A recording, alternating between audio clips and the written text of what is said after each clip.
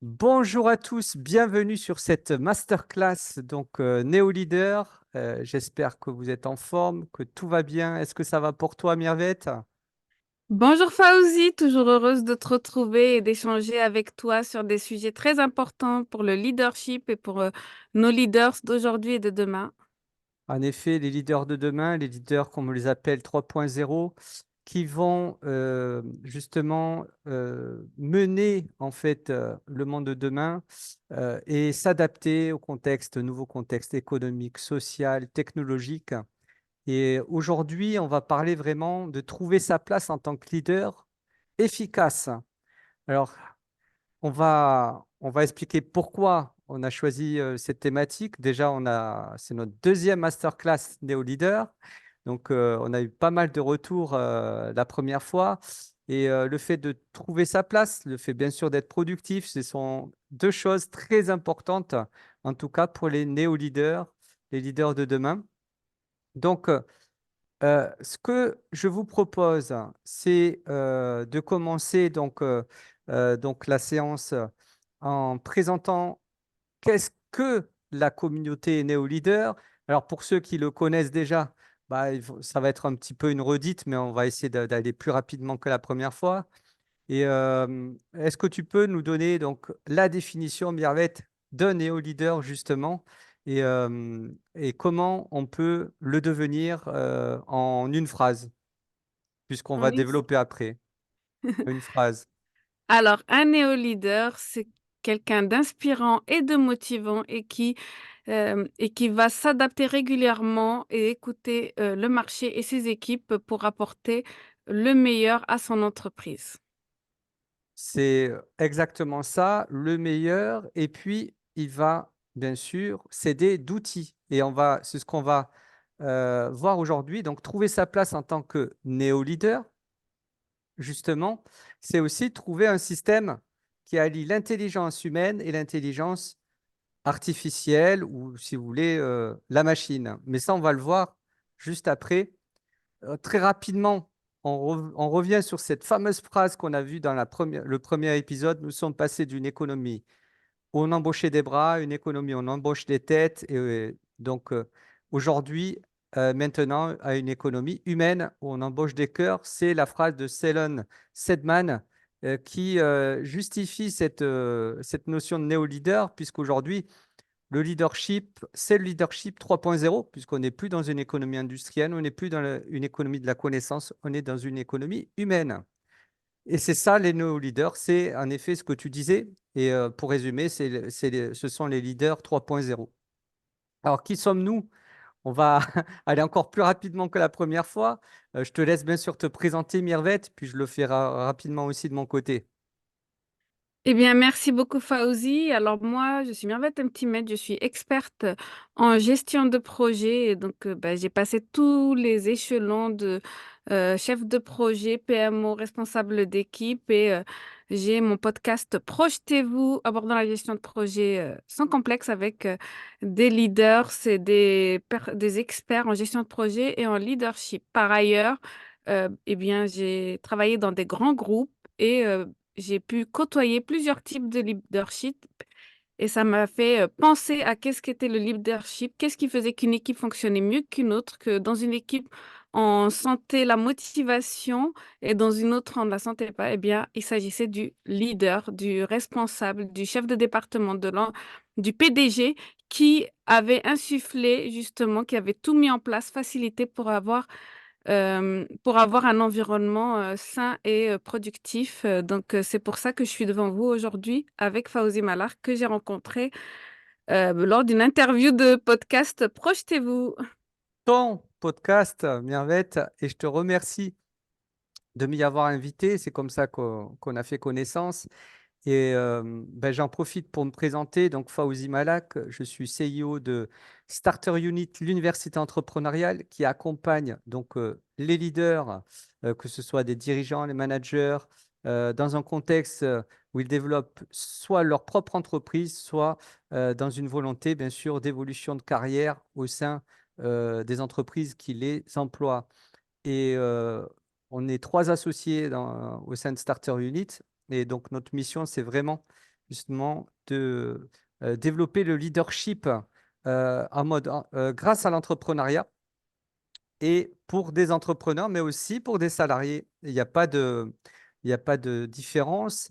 Et ma particularité, c'est que aujourd'hui, je suis chef de 2 entreprises, on va dire. Je lead 2 entreprises, mais avant, j'étais chef de projet en business intelligence et je gérais des équipes pour intégrer en fait des systèmes d'information décisionnelle dans des grands groupes, des grandes entreprises aussi.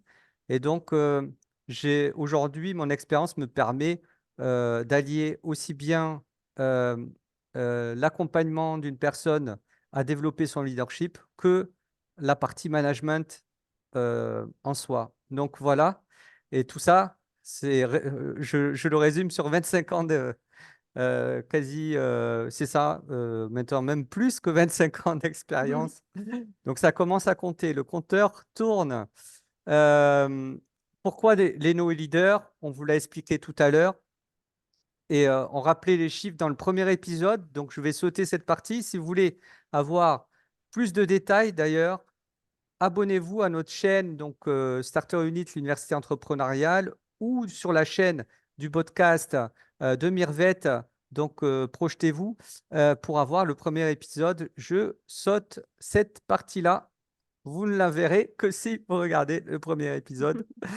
Voilà, ça c'était juste pour le Et teaser. je pense que quand on est leader et qu'on veut s'intéresser à ces sujets, toutes ces ressources gratuites qu'on vous propose et qu'on propose avec Fawzi Malar sont vraiment intéressantes. Et bah, dès que vous avez commencé à regarder une vidéo, je pense que vous voudrez regarder les autres vidéos pour avoir plus d'insights et plus d'échanges. Exactement. Plus d'outils, plus de méthodes, plus de ressources en tout cas pour les leaders. Et puis surtout, on a voulu avec Mirvet créer une communauté où bien sûr il y a une intelligence collective, donc une entraide, et puis surtout des mises en relation qui puissent se faire. Donc les 5 stratégies pour trouver sa place en tant que néo-leader. Avant de commencer, je le disais en début de séance et tu le confirmais, Mervette aussi. Puis voilà, forcément, euh, euh, on adhère tous les deux à ces mêmes valeurs. Euh, on sait qu'aujourd'hui, pour être un néo-leader, comme on l'entend, ben, tout est basé sur le système de productivité. Alors, il y en a plusieurs qui ont été théorisés. D'ailleurs, moi, je suis un influenceur sur la productivité qui s'appelle Ali Abdal. Alors, peut-être certains le connaissent, d'autres ne le connaissent pas. Il a théorisé, en fait, un petit peu euh, sur la base d'un livre dont on va vous parler tout à l'heure, euh, ce qu'est un système de productivité. Moi, je le résume comme cela. Un système productif, c'est homme fois machine. Ça, c'est vraiment l'équation qu'il faut garder en tête aujourd'hui, puisque ça va résumer les 5 stratégies qu'on va vous présenter. Un système productif, c'est homme fois machine. C'est pas homme plus machine, c'est pas homme moins machine, c'est homme fois machine. En effet, c'est l'alliance entre les 2 intelligences qui va faire que votre système soit productif.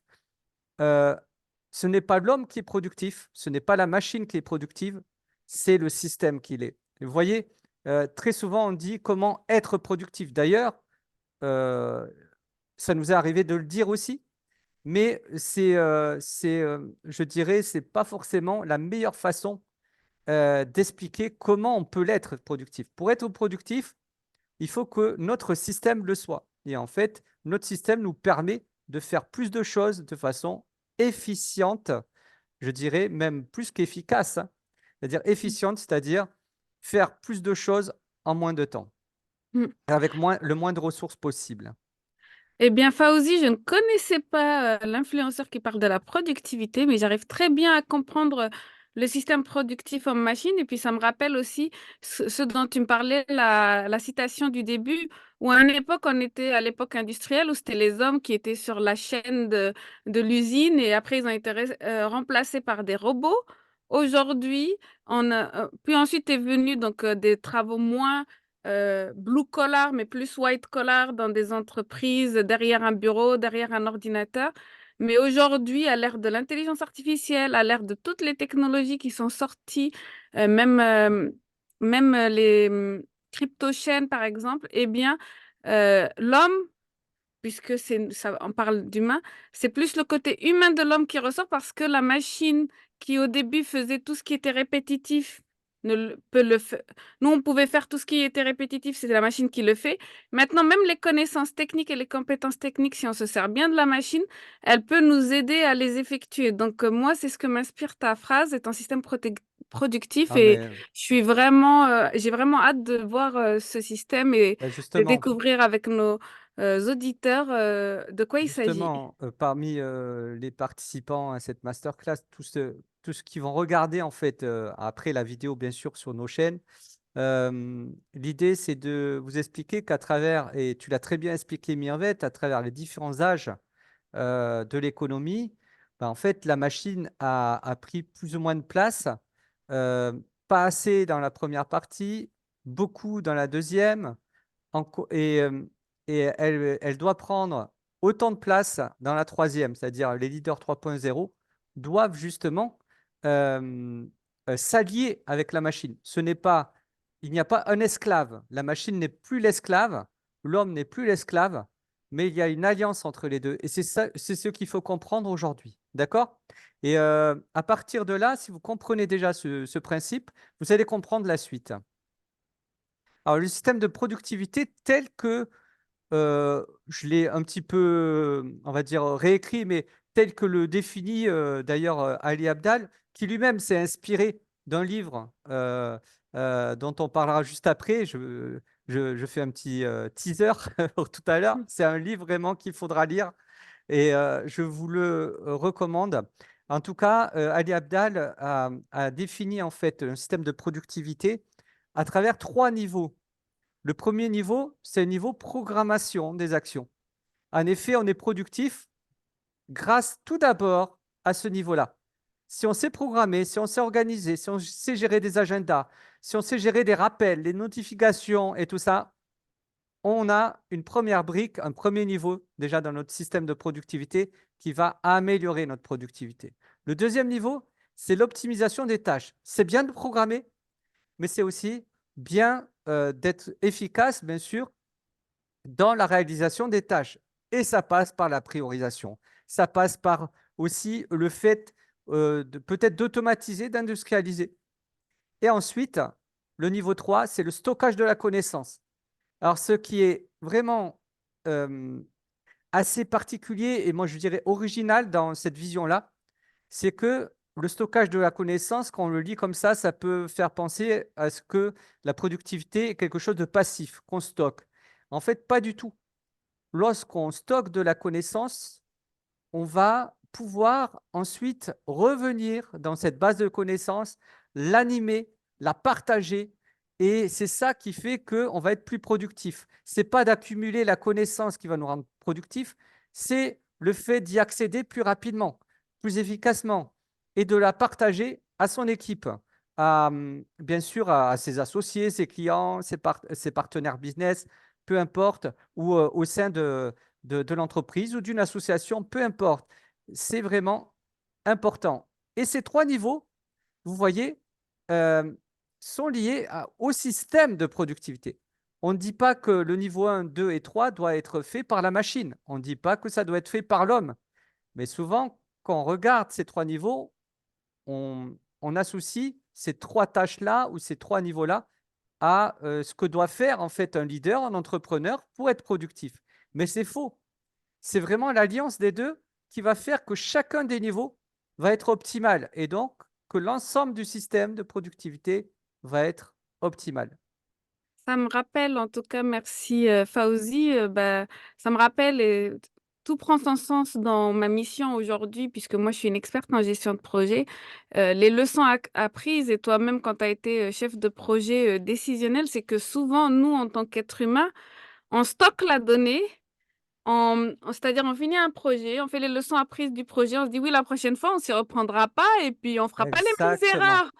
Et exactement. c'est vraiment un point faible en gestion de projet parce qu'on arrive à améliorer certains aspects grâce à nos retours d'expérience, mais c'est souvent on les améliore, c'est pas l'être humain qui les améliore, c'est vraiment quand on paramètre la machine ou l'intelligence artificielle ou quel que soit le processeur ou le différemment que justement ce stockage de la connaissance va être vérifié et validé et va fonctionner. Je pense qu'aujourd'hui, donc, le fait qu'on ait l'être humain qui remarque les erreurs et les axes d'amélioration et qu'ensuite ils sont stockés par des outils qui peuvent les ressortir au bon moment et qui peuvent nous rappeler: «Ah tiens, ça me rappelle le projet, X qu'on Exactement. a fait il y a 3 ans et si vous voulez être plus productif et ne pas avoir les mêmes erreurs et la même perte de temps, il faudrait, éviter, ceci, cela». Et ça, c'est vraiment une des grosses problématiques de la gestion de projet, c'est comment, capitaliser, sur ce qui a été appris, avant. Donc je pense que en cela, pour un leader, la gestion de projet, la productivité, la gestion des tâches, la planification sont vraiment, des aspects essentiels qui sont communs avec la gestion de projet.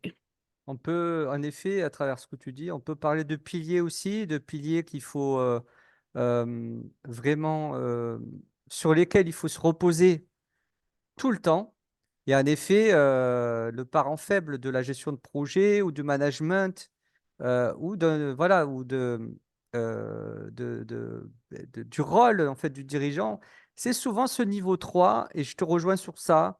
La capitalisation, le fait de faire de l'amélioration continue, le suivi. Et on va revenir sur ça, parce que les 5 stratégies, en tout cas, une des 5 stratégies, va revenir surtout sur ce niveau. Et, et, et justement, on va voir que, on va comprendre pourquoi très souvent on se retrouve dans des situations compliquées en tant que leader, dirigeant, et on n'arrive pas à trouver sa place à cause de ça. Euh, alors, la première stratégie, on va commencer dans les 5 stratégies, c'est l'organisation intelligente. Alors, qu'est-ce que c'est que tout ça? Ben, en fait, l'organisation intelligente, c'est la manière dont un dirigeant, un manager va organiser en fait son écosystème, c'est-à-dire son équipe, mais aussi son propre travail ou tout simplement sa propre organisation, aussi bien personnelle que professionnelle. Et ça, j'insiste sur ça. En effet, souvent quand on parle de dirigeant, de manager, de leader de façon générale, on oublie vraiment cet aspect organisation personnelle versus organisation professionnelle.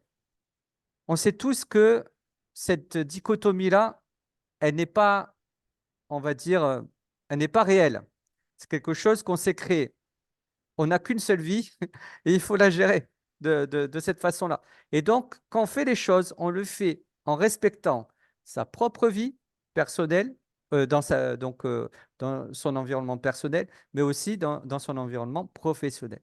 Alors, vous voyez que là, au milieu, cette stratégie se base sur le premier niveau, donc qui est euh, lié bien sûr à la partie planification, organisation, etc. D'accord? Je ne vais pas revenir sur ce qu'on a vu par rapport au système de productivité.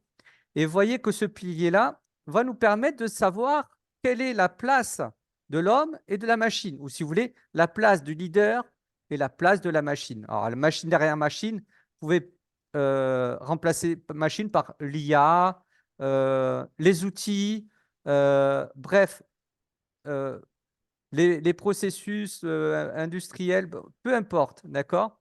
Et voyez que par rapport à l'organisation, l'homme doit se concentrer sur 2 choses essentielles. La première, c'est savoir dire non. Je pense que ça, c'est quelque chose qui doit te parler, Mirvette. Savoir dire non. Pourquoi? Mmh. Parce que le rôle du dirigeant, c'est pas de savoir en fait faire un planning aux petits oignons parfait, etc. Ça, c'est ce qu'on nous a appris. En effet, moi, ce que j'ai appris en étant chef de projet pour manager mes équipes, on m'a appris à faire de jolis petits plannings, etc. Mmh. Est-ce qu'on les a respectés? Jamais. C'était, on va dire, un outil qui nous permettait, ou plutôt le planning nous permettait de nous rassurer, mais à chaque fois, il fallait s'adapter, il fallait revenir dessus, et on passait plus de temps à revenir dessus qu'à le suivre tout simplement ou le respecter. Et savoir dire non, c'est la compétence essentielle de l'homme, Parce que si on sait dire non, on va éviter l'effet Tetris. C'est quoi l'effet Tetris? C'est le fait de rajouter des tâches qu'on a acceptées petit à petit, et puis au bout d'un moment, le système, pouf, il explose. Autre chose très importante que l'homme doit surtout savoir faire, c'est prioriser. Ce n'est pas la machine qui va prioriser à votre place. Sauf si vous définissez des critères de priorisation et que vous la programmez dans une machine et qu'elle vous régurgite la priorisation. Sauf que vous savez très bien que vos critères de priorisation changent en fonction des situations. Et ça, la machine, elle n'est pas censée le savoir. Elle ne connaît pas ce qu'il y a dans votre tête. Et les critères, vous pouvez les avoir en partie, mais vous les définirez jamais en totalité. C'est impossible. Il y a des choses qui sont inconscientes dans notre tête de leader, d'entrepreneur, de dirigeant, de manager. Et ça pourra jamais, selon, en tout cas, selon ce qu'on pense, c'est irremplaçable, ce côté-là de l'humain. Donc, ces deux compétences-là, savoir dire non, savoir prioriser, c'est le rôle de l'homme, ou plutôt le rôle du leader. Et la machine doit nous permettre, grâce à ce niveau 1, ben de nous permettre de concevoir des systèmes de rappel intelligents, les notifications, les rappels de mail, les rappels de rendez-vous. Bon, bref, vous avez compris. Les notifications, alors, qui ne sont pas terribles pour notre santé mentale, mais les notifications qu'il y a sur nos téléphones, etc., etc. Mais aussi l'optimisation de la planification. Pourquoi ça serait nous, humains, qui devrions, pardon, euh, faire de l'optimisation de planification? La machine saura très bien le faire à partir du moment où vous lui dites ce qu'il faut faire, quelle Mm. durée ça va pas prendre, etc. Il y a des outils comme Asana, il y a des outils comme ClickUp. Moi, j'utilise ClickUp comme outil de gestion de projet, mais toi, je sais, tu as des outils encore plus évolués. Ben, moi, j'ai rencontré récemment au Folio dans Projetez-vous qui ont une solution justement pour optimiser la planification justement et vraiment, ils utilisent l'intelligence artificielle. Donc, pour moi, je donnerais ce conseil-là aujourd'hui si on veut se mettre au goût du jour. Mais Asana et Trello sont déjà pas mal. MS Project, Primavera, ça, c'est un peu plus compliqué parce que j'ai l'impression que pour maintenir ce genre de planning, il faut travailler dessus et avoir les compétences et les connaissances pour travailler dessus. Je le sais très bien parce que j'ai fait ça pendant très longtemps. Ben, je vois de quoi tu parles, en effet. Et c'est quelque chose qui dure depuis très longtemps, en fait. Moi qui existe depuis que j'ai commencé à être chef de projet business intelligence, c'est-à-dire j'ai commencé en 1999. Et déjà, c'était le cas. Et c'est marrant de voir que la technologie évolue et que les problèmes restent. Je ne sais pas si Ah oui. tu penses ça, et je ne sais pas si les participants de cette masterclass et ceux qui vont nous voir d'ailleurs le pensent aussi. D'ailleurs, dites-le hein, en commentaire et Mm. via le chat. N'hésitez surtout pas à intervenir. Ce que je veux dire, c'est qu'à travers cette première stratégie, et d'ailleurs pour les suivantes aussi, je voulais juste vous expliquer que les 5 stratégies que je vais vous montrer, c'est des stratégies que vous pouvez faire, bien sûr, indépendamment les unes des autres, en fonction de votre situation, évidemment. Mais quand on crée une entreprise, très souvent, on aurait tendance à appliquer les 5 stratégies, vous voyez? Donc, ça dépend vraiment de votre situation, de votre niveau Moi, d'avancement, de votre positionnement, etc. L'organisation intelligente, c'est souvent en fait une situation de chef de projet, par exemple, ou de dirigeant qui veut justement gérer, on va dire, moi, je ses pense que rendez-vous et ses tâches. Voilà. Moi, Ah, je pardon. pense que c'est comme un jeu vidéo, c'est par niveau et pareil parce qu'on a un petit bonus à la fin C'est à vous ça. partager. C'est que il ne faut pas tout appliquer d'un seul coup en même temps et dire voilà, Fauzi, il m'a donné les 5 stratégies pour être un néo-leader parfait et je vais toutes les mettre en place dès demain parce que ça prend du temps en fait à s'adapter. Déjà pour qu'une chose fonctionne, il faut bien l'adapter pendant 21 jours. Donc vraiment, moi, ce que je suggère, c'est de Même passer d'abord plus, même plus par que la- 21 jours, des fois. Je passe là par la stratégie 1.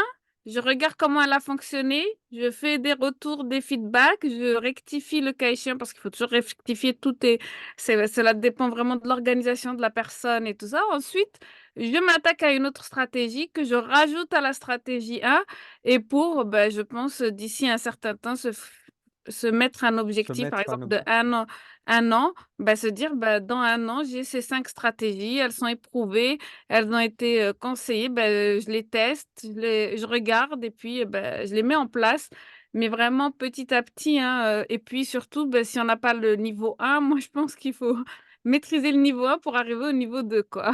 Oui, mais en fait, là, il faut voir les niveaux comme des niveaux qui peuvent se faire même en parallèle. Mais vous allez voir tout à l'heure, il y a certaines stratégies qui vont utiliser plusieurs niveaux à la fois. Et on n'est pas, les humains, en tout cas, ne sont pas en fait euh, ne sont pas en fait, on va dire, euh, structurés de manière hiérarchique. Et on ne pense pas de façon hiérarchique, on pense de façon arborescente, hein. Vous savez, tout ça. Euh, donc, forcément, on peut utiliser plusieurs niveaux, en fait, de productivité Mm. différents en même temps. Et c'est pour ça que je vais passer. Alors, vous voyez que là, ça mériterait une formation, hein, pour savoir exactement qu'est-ce qu'il faut faire pour que chacun, l'homme, enfin le leader, si vous voulez, et la machine puissent fonctionner ensemble. Et ça demande des automatisations, des systèmes de notification, et ça mérite une vraie formation, en effet, pour vraiment mettre en place ces choses-là. Et dans Mais la formation Néo Leader, si vraiment vous en ressentez le besoin, faites-le nous savoir. On l'ajouterait. Puis de toute façon, on va vous proposer des pistes pour cette stratégie 1. Mais si vous voulez appuyer un peu plus fort là-dessus, faites-le nous savoir. Nous, on attend. Qu'est-ce qui vous faudrait en premier, ce qui est urgent, et ça peut être l'une de ces stratégies. Dans la en stratégie effet, 1, on a beaucoup de pistes pour vous, en tout cas. beaucoup de pistes. Et puis, bien sûr, le but, c'est, au-delà de cette formation, si vous en ressentez bien sûr l'envie, c'est surtout la prise de conscience de ces stratégies. Elle est super importante. Déjà, rien que ça, rien qu'en regardant ces stratégies, il y a beaucoup de choses déjà que vous pouvez faire aujourd'hui, juste en séparant, en fait, quel est le rôle, quel est votre rôle, quelle est votre place en tant que leader et quelle est la place de la machine. Et rien que ça va vous ouvrir d'énormes portes. Et puis après, pour le mettre en pratique, en effet, il y a la formation. Mais bon, ça, c'est vraiment en plus pour ceux qui le souhaitent. La stratégie 2, c'est la communication intelligente. Alors là, on est au niveau 2 de la productivité. D'accord? Donc, on n'est pas encore au niveau de l'exécution, on n'est pas dans l'optimisation de la planification, on est dans l'optimisation des tâches. Le niveau 2, c'est ça. Et c'est quoi l'optimisation des tâches? C'est que la communication, c'est quelque chose que vous faites en tant que leader, de dirigeant manager, tous les jours. Vous communiquez, enfin, j'espère pour vous, j'espère que vous communiquez tous les jours. Si Parce vous que ne le ça, faites pas, c'est aujourd'hui qu'il faut le faire. c'est en effet aujourd'hui qu'il faut le faire. Et comme vous le faites tous les jours, et évidemment, il faut, si un jour vous êtes pas, vous êtes moins en forme que l'autre, peut-être que vous allez communiquer moins bien. Et il y a euh, ce système que vous pouvez mettre en place pour éviter les pannes que vous pouvez avoir, hein. Vous pouvez être un jour plus en forme que d'autres et ne pas avoir besoin euh, d'aide de la machine. Mais il y a des jours, heureusement qu'elle est là, la machine, pour pouvoir communiquer, parce que vous avez sûrement peut-être plein d'idées, mais le jour où vous devez communiquer euh, à votre audience, à vos partenaires, à vos clients, à vos associés, ben, en fait, il faut savoir en fait, de quoi vous voulez parler. Et quand vous savez de quoi vous voulez parler, il faut savoir aussi comment vous pouvez en parler et le partager. Et voyez qu'ici, ce niveau 2, ben, donc le niveau 2, c'est quoi? C'est l'optimisation des tâches. Comment on peut optimiser des tâches de communication? Ben, tout d'abord, à travers un travail du leader, de l'homme. Et d'ailleurs, quand je mets l'homme, évidemment, c'est avec un grand H. C'est homme et femme. C'est bizarre, Mervette, tu m'as pas repris Mais ça, Oh, c'est un réflexe de mec, ça. j'ai tellement l'habitude, oui, d'être homme, c'est homme et femme, mais c'est vrai que là, il est assez moche ton homme, hein. Il faudrait soit Ouais, mettre le ça, H en c'est pas bien. grand et le homme en petit, mais oui, En oui, les effet, on leaders parle. sont des hommes et des femmes, et je suis tout à fait d'accord avec toi, Voilà. Fauzi. Tu Il est vois, mieux vaut tard que jamais, il faut vraiment appuyer dessus et c'est important en plus. C'est important, homme ou femme. Et d'ailleurs, H avec un grand H, bon, ou pas, peu importe. J'ai pris homme-machine parce qu'on parle souvent de la dualité homme-machine, mais ça pourrait être aussi femme-machine. Il n'y a pas de quoi. Il n'y a pas de raison. Mais là, pour l'homme, l'idée pour optimiser ce système de communication et donc optimiser les actions de communication, pour ça qu'on est au niveau 2.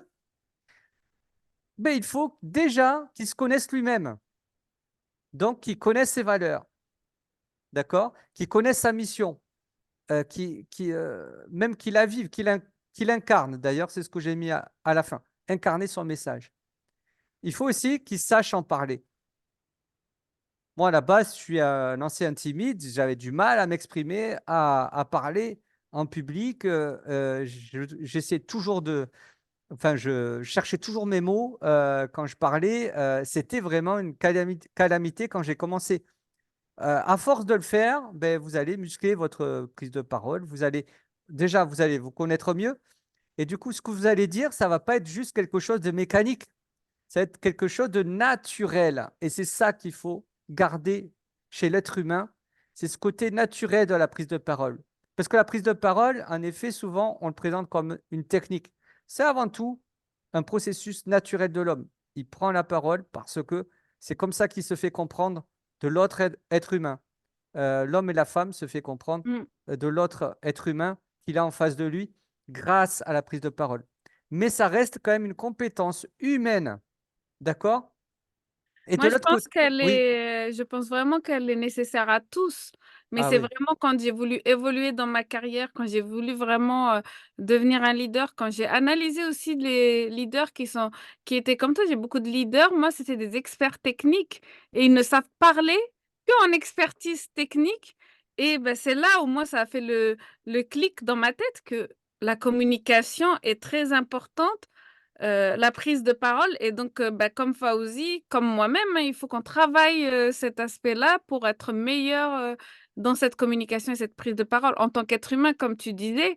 Mais en tant que leader, on n'a pas le droit à l'erreur par rapport à la en prise de effet. parole.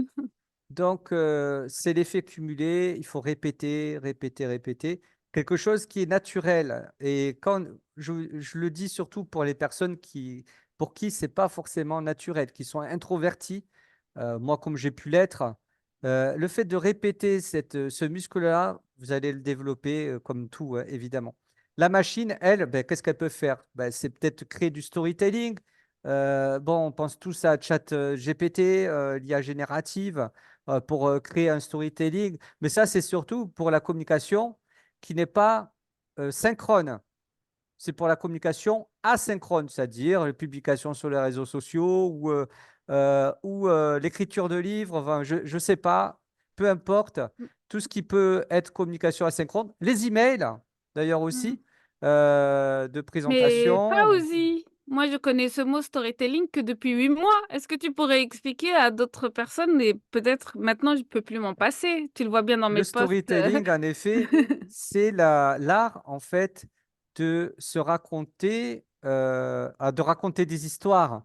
Alors ça, attention à cette façon de l'expliquer. C'est pas raconter des histoires, c'est savoir raconter son histoire, savoir raconter l'histoire, en fait, que l'on veut partager à son audience. Le leader, il a une histoire, évidemment, il a un passé, une expérience, mais il a surtout un message à délivrer.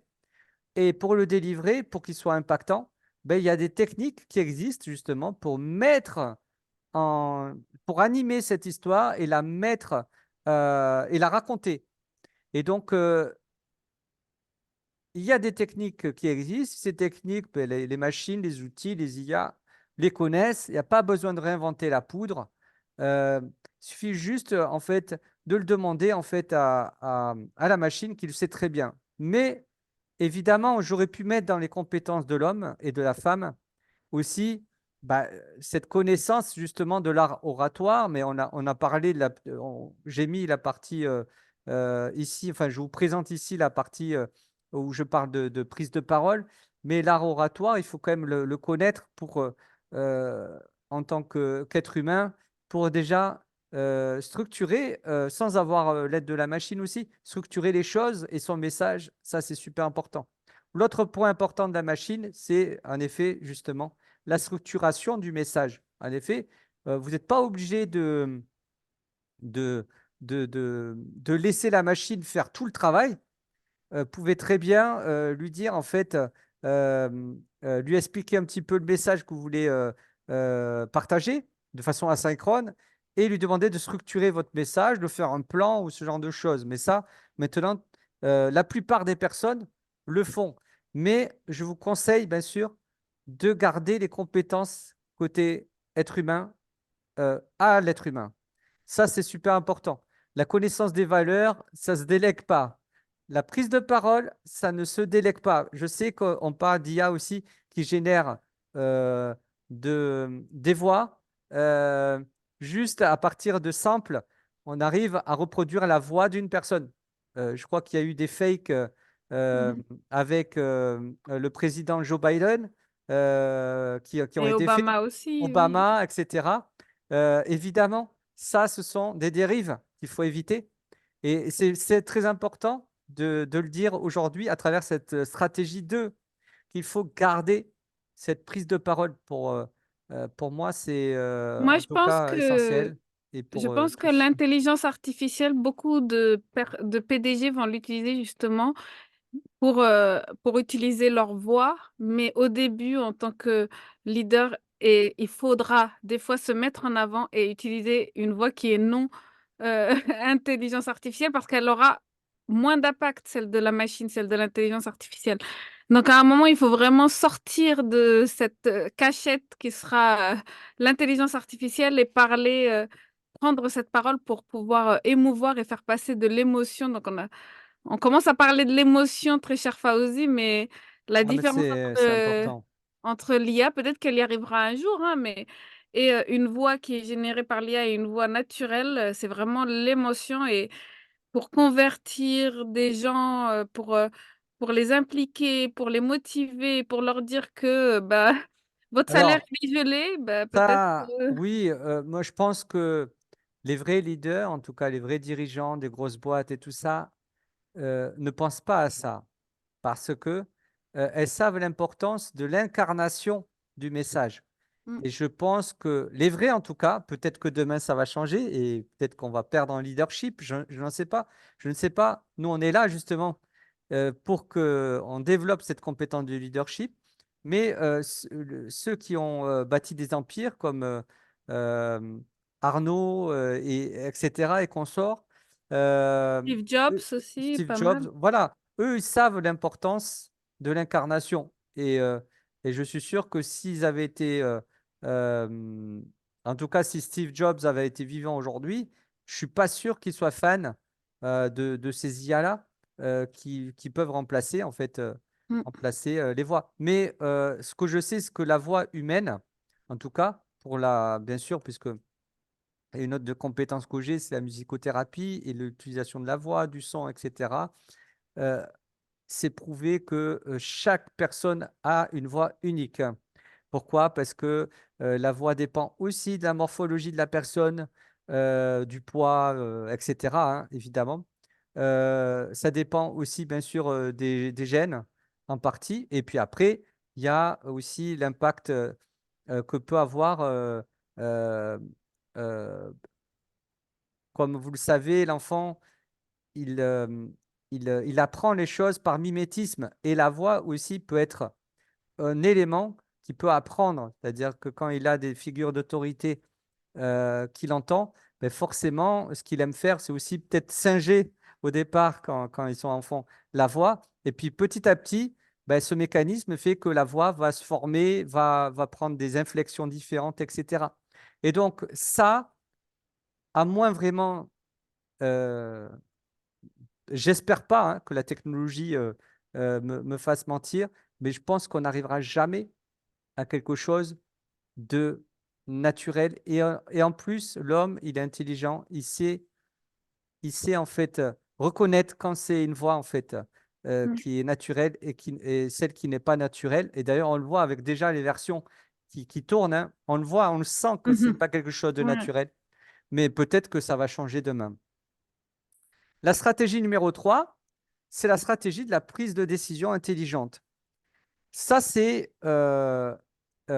intéressant quand il faut justement avancer. On ne peut pas avancer, on ne peut pas se transformer si on ne prend pas des décisions. Et la première décision qui change une vie ou qui change la vie d'un dirigeant, qui change la vie d'une entreprise d'ailleurs aussi, c'est la qualité de ces prises de décision. Plus la décision qui est prise ou les décisions qui sont prises sont qualitatives, et mieux on transforme sa vie ou mieux on transforme la vie d'une entreprise. Et ça, il faut le comprendre. C'est pas parce que j'ai travaillé près de 15 ans dans la business intelligence, donc la business intelligence, c'est savoir créer des systèmes décisionnels, c'est-à-dire permettre à des décideurs de prendre la meilleure des décisions. Ça, c'était mon métier pendant 15 ans. Et je sais combien la prise de décision est importante, puisque dans les grosses boîtes, on paye des millions et des millions des systèmes décisionnels, il faut le savoir. C'est pas pour rien, parce que c'est Mm. essentiel. Prendre des décisions stratégiques ou même opérationnelles, c'est le nerf de la guerre pour une entreprise. Et souvent, euh, la qualité des prises de décision dépend, enfin, c'est même pas souvent, c'est sûr, la qualité des prises de décision dépend bien sûr du décideur lui-même et de son caractère, de ses habitudes, de ses peurs, etc. Et ça, la machine ne le sait pas. Pas encore, en tout cas. Comment on peut savoir qu'une décision, elle est censée ou pas? Ben, ça, je vous mets au défi de me le dire. Il y a bien sûr des critères de décision qu'on peut déjà définir. Il y a bien sûr des choses qu'on peut déjà anticiper, mais il y a des choses qu'on ne peut pas savoir. Par exemple, le fait qu'une personne décide parce que elle a peur que telle situation arrive.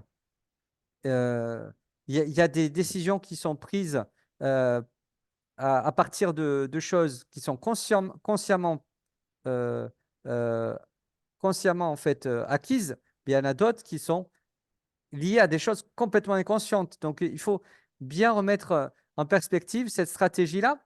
Elle est donc importante.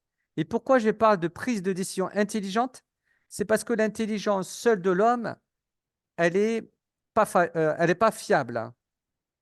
Vous savez, l'être humain, l'homme ou la femme, sont des êtres imparfaits. C'est comme ça. Et c'est tant mieux, je dirais. Euh, Personne n'est parfait, hein, comme on dit. D'accord? Et donc, pour faire avoir une prise de décision intelligence, il faut deux choses. Il faut l'alliance avec, bien sûr, la machine, les outils, les automatisations, les systèmes, etc. On va y revenir dessus. Mais aussi le fait de savoir prendre des décisions collectives. Plus on est de personnes dans une salle, et mieux la décision qui est prise par rapport aux informations qui sont partagées dans une salle est meilleure. C'est prouvé. C'est l'intelligence collective. D'accord? Et voyez qu'ici, il y a deux niveaux de productivité qui sont associés à la stratégie numéro 3. Niveau 2, c'est-à-dire l'optimisation des tâches, des actions, et niveau 3, qui est le stockage des connaissances. Pourquoi? Parce que les décisions sont prises par rapport à l'expérience, à la connaissance qu'on a des situations. Donc ça, c'est super, super important. On ne peut pas prendre de bonnes décisions si on n'a pas déjà une bonne Mm. vision de nos expériences. Ça, c'est super important. Je le redis encore plusieurs fois parce que c'est vraiment le cas. D'où Et l'intelligence collective et d'avoir des experts autour de la table, des personnes qui connaissent bien le marché, qui ont vécu d'autres projets pour pouvoir nous aiguiller au mieux pour la suite. pour la suite, en effet, et l'homme doit faire enfin, deux choses. Savoir trancher, donc évidemment, savoir décider, parce que le système décisionnel, par exemple, qu'on va mettre en place, ne décidera jamais à notre place. C'est le décideur qui va décider. Mm. Et je dirais qu'il doit n'y en avoir qu'un seul, en tout cas, par objectif que l'on se donne. À un moment donné, c'est important d'avoir un seul décideur dans la salle. Sinon, si on attend l'unanimité en fait de décision par rapport à un groupe de personnes, par exemple un board euh, ou un ensemble des actionnaires, eh bien là, on est très mal. D'accord? Heureusement qu'il y a toujours ce système où une personne est majoritaire et va décider en dernier lieu. Ensuite, c'est ça, avoir une stratégie. Vous pensez que la machine peut avoir une stratégie? Elle peut vous la proposer. Elle peut vous proposer des stratégies. Elle peut vous pousser à vous dire, elle peut vous dire qu'une stratégie est meilleure que l'autre. Mais en disant ça, il y a un biais en fait euh, qui peut tromper le décideur. C'est qu'elle le dit par rapport à ce qu'elle pense être objective. N'oubliez pas qu'une machine, c'est d'abord la somme des informations qu'on lui donne. Et à moins d'avoir la somme des informations de tout l'univers ou du monde entier, euh, la machine ne pourra jamais en fait donner une stratégie optimale, objective. C'est impossible. Et puis surtout, une stratégie qui soit spécifiquement utile pour la situation euh, euh, par rapport à laquelle on prend cette décision. D'accord? C'est ces deux choses-là que l'homme, en tout cas que le leader ou la leaduse doit avoir, que le dirigeant, la dirigeante doit avoir, ou le manager doit avoir. Et côté machine, évidemment, ben, il faut pouvoir savoir prendre et mettre en place des systèmes décisionnels. Alors, j'ai mis KPI dashboarding. KPI, vous savez, ce sont les indicateurs de performance qui nous permettent de savoir à quel niveau d'activité on se trouve, quel niveau de performance on se trouve. Et en fonction de ces niveaux de performance, ben, le décideur peut prendre ses décisions. Le dashboarding, c'est la mise en perspective de ces indicateurs. D'accord? Il y a des outils qui existent. Le plus connu, c'est Tableau, ou bien il y en a encore un plus connu maintenant, c'est Power BI, qui propose en fait des dashboards et des systèmes qui facilitent la prise de décision. Mais ce n'est que des systèmes qui facilitent la prise de décision. Ce n'est pas des systèmes qui remplacent le décideur. Ça, c'est important de le dire, Mirvette, je pense, ici. Mm. Euh, et la Mais prise. faites, et aussi, ce qui est bien, c'est faites attention, toujours pareil, à la qualité de la donnée, parce qu'une mauvaise qualité de donnée, et c'est souvent ce qui arrive, hein, et c'est l'homme qui se rend compte de la mauvaise qualité de données, Exactement. et c'est pas la machine qui s'en rend compte, hein, donc, D'ailleurs, il y a un terme, il y a une règle en business intelligence qui est une sorte, qui était notre mantra à l'époque, hein, nous les experts décisionnels en business intelligence, c'est cheat in, cheat out. Donc, information bidon en entrée, information bidon en sortie, pour pas dire de gros mots donc ici. c'est Donc, vraiment notre esprit critique qui arrive là et la machine, elle peut avoir tout l'esprit critique du monde si en début, comme on dit, on lui donne des, des c'est mauvaises ça. informations ou une Et mauvaise base. Et malheureusement, c'est ce que j'observe beaucoup. Et même Power BI ne fait pas, n'est pas exception, hein, parce que c'est une bien grosse sûr, machinerie, mais il faut la bonne. Et ça, si on laissait que les machines faire tout, eh bien, elles interpréteraient des mauvais résultats pour prendre des mauvaises décisions. Donc, c'est vraiment l'humain qui doit regarder, puis il demande à son business analyst, hein, c'est un métier qui maintenant, je pense au début, c'était chef de projet, business développement, maintenant c'est business analyst. Il lui demande: «Mais, tu sûr de tes données? D'où est-ce qu'elles viennent là et comment?» Et puis des fois, on doit reprendre, mais c'est vraiment, oui, savoir c'est. trancher et bah, Avant, être c'était les critique. concepteurs décisionnels, maintenant c'est business analyst, mais au final, euh, il y aura toujours des biais en fait par rapport à la prise de décision. Il faut l'accepter. Et la Mmh. seule information moi que je gardais hein, moi à l'époque hein, et que c'est ce que je disais quand j'accompagnais les décideurs d'entreprise, les chefs de service, les DAF et tout ça, je leur rappelais vraiment que l'information la plus importante, c'est les résultats que vous allez Mmh. avoir, puisque les résultats ne mentent pas. C'est la réalité de ce qui s'est passé suite à une décision. Et donc là, on peut noter une décision, la qualité d'une décision, la performance d'une Mmh. décision, parce qu'on a eu ce résultat. Et donc ça, c'est important de le rappeler. Et on peut avoir des systèmes quand même assez poussés. Et l'outil de brainstorming que j'ai mis intelligent, c'est pourquoi? C'est pour dire que la décision collective, quand même, elle est importante. Ça ne veut pas dire que la décision collective, ça ne veut pas dire qu'un tas de personnes vont décider ensemble, mais ça Mm. veut dire qu'un tas de personnes vont réfléchir pour justement permettre aux décideurs de prendre la meilleure décision. Il y a Mm. des outils de brainstorming qui existent comme Miro, mais il y en a d'autres, hein, bien sûr, hein, j'ai mis celui-là parce que je connais un petit peu, mais il y en a d'autres, bien sûr. Et ça, c'est des outils exceptionnels qui nous permettent de créer de l'intelligence collective, hein. La stratégie numéro 4, l'exécution intelligente. Bon, là, on va arriver à des choses qu'on connaît tous. On est au niveau 2, hein, optimisation des actions. Et grâce à ce niveau 2 de la productivité, ben, en fait, ben, on arrive à savoir la place que doit avoir le dirigeant, le leader. Mm. Ben, sa place, c'est justement de mettre en place des process de production. Parce qu'il n'y a que lui qui sait comment lui-même et son équipe peut produire en fait euh, de la valeur. D'accord? C'est normal, c'est le dirigeant. C'est lui qui doit savoir, en fait, il est à la tête de son entreprise ou il est à la tête de son équipe, c'est qu'il doit savoir, en fait, quel est le processus par lequel on doit produire de la valeur. Et la deuxième chose que doit avoir, donc, que doit savoir le dirigeant, la dirigeante ou le manager, ou le leader en tout cas, c'est avoir être dans un processus d'amélioration continue. C'est-à-dire créer des habitudes, permettre à son équipe, ses équipes, ses partenaires d'avoir des habitudes en commun ou des habitudes partagées. Et ce n'est que comme ça qu'on va euh, inspirer en fait les meilleurs résultats.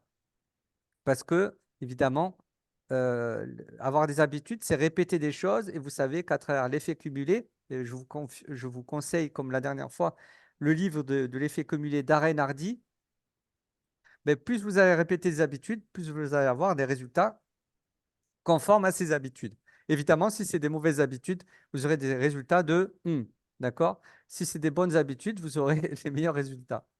Et pour côté machine, bon, je ne vais pas vous apprendre grand-chose, puisque ça peut être, d'ailleurs, une faute d'orthographe, mais désolé, mais c'est pas grave.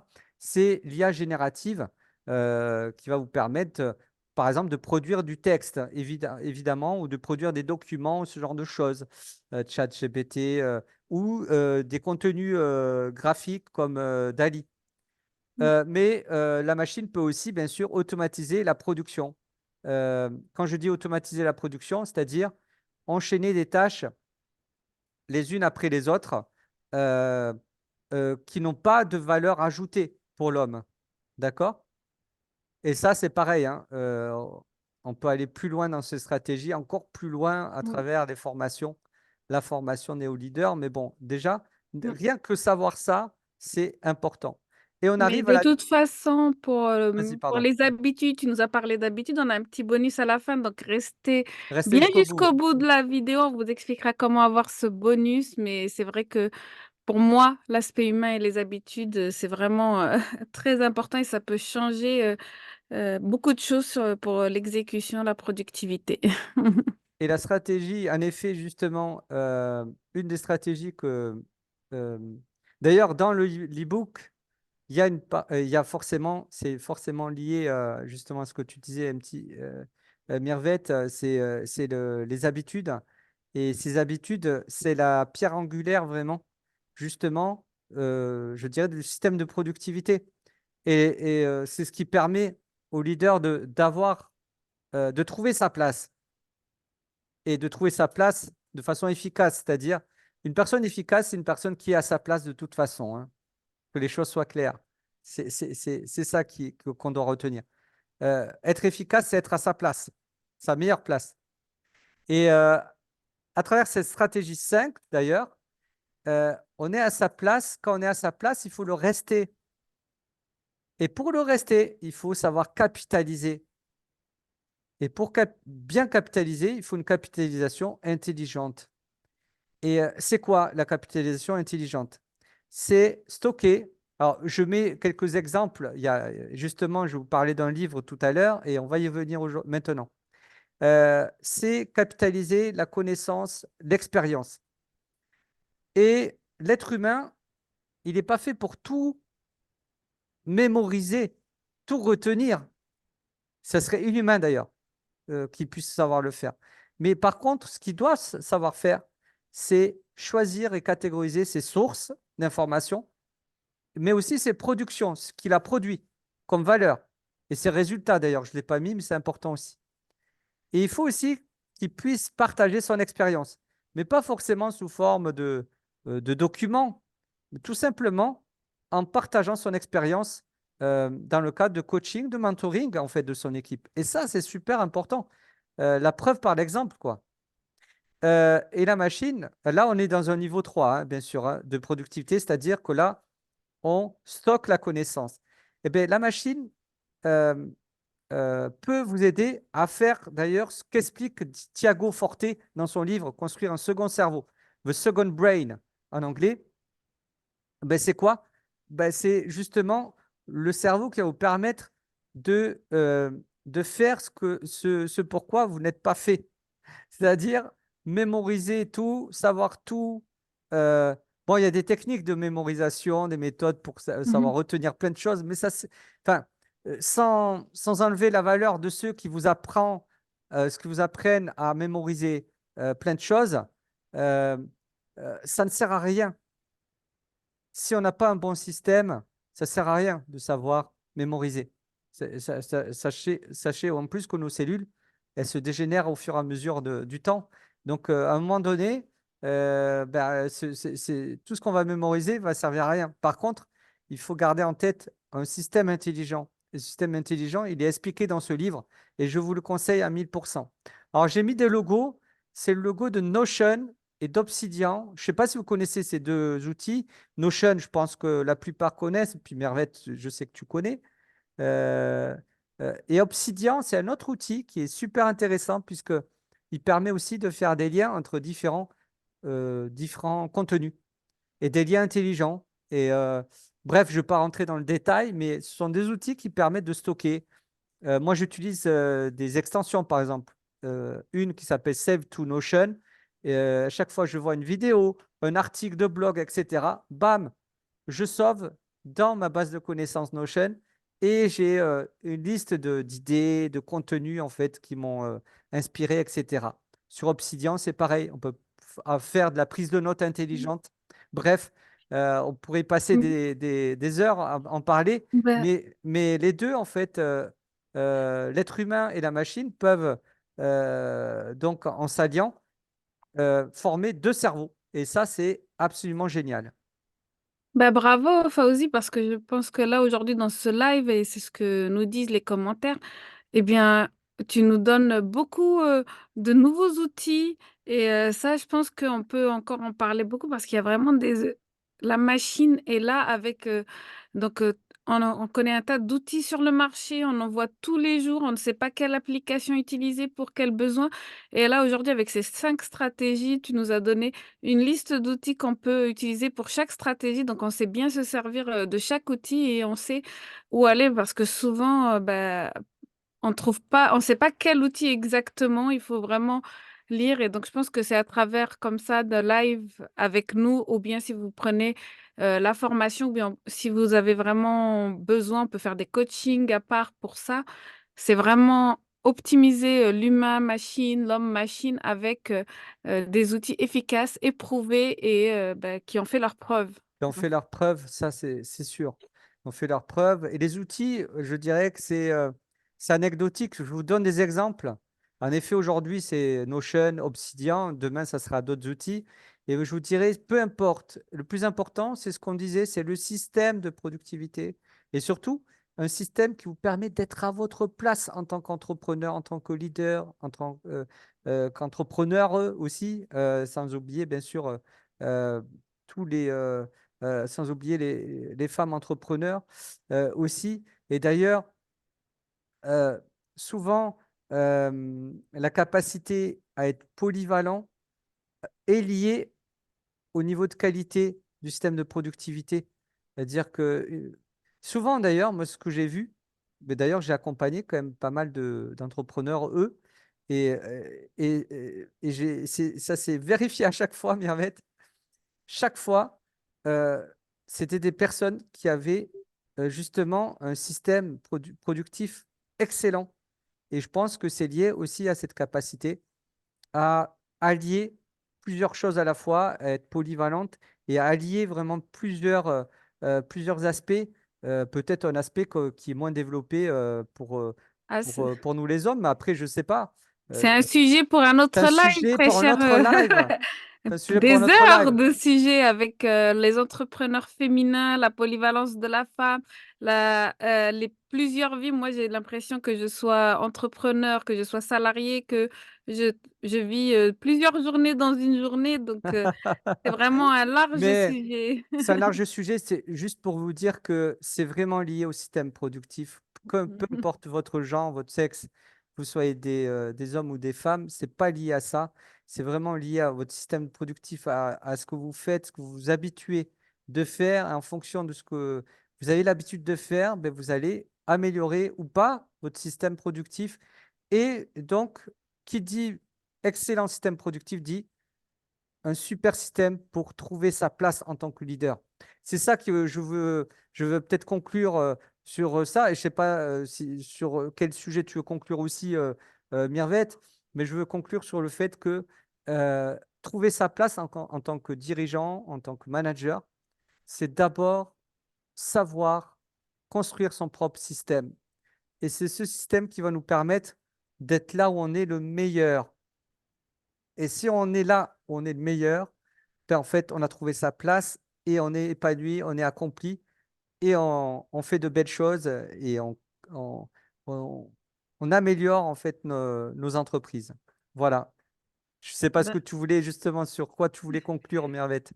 Et je après, on peut voulais passer aux remercier. questions-réponses, bien sûr. Oui, je voulais conclure qu'exactement, il faut trouver son système, il faut être curieux, vouloir toujours en apprendre. Et puis aujourd'hui, nous, on vous donne ces stratégies parce qu'on pense que ce sont les meilleures pour être productif. Je vous mets tout de suite dans le chat le lien pour le sondage. Et puis, si vous répondez bien au sondage, vous aurez en bonus un e-book qui vous permettra d'aller plus loin dans cette organisation avec, on a parlé des quelques habitudes de la communication, cet e-book répertorie toutes les bonnes pratiques pour justement bien mieux s'organiser, être plus structuré et je pense que ça va dans le sens du message qu'aujourd'hui on a voulu vous faire passer pour être un leader qui a bien réfléchi à son rôle et qui se trouve au bon endroit, qui a bien réfléchi à ce que lui, il peut apporter et ce que la machine peut, ce qu'il peut déléguer à la machine.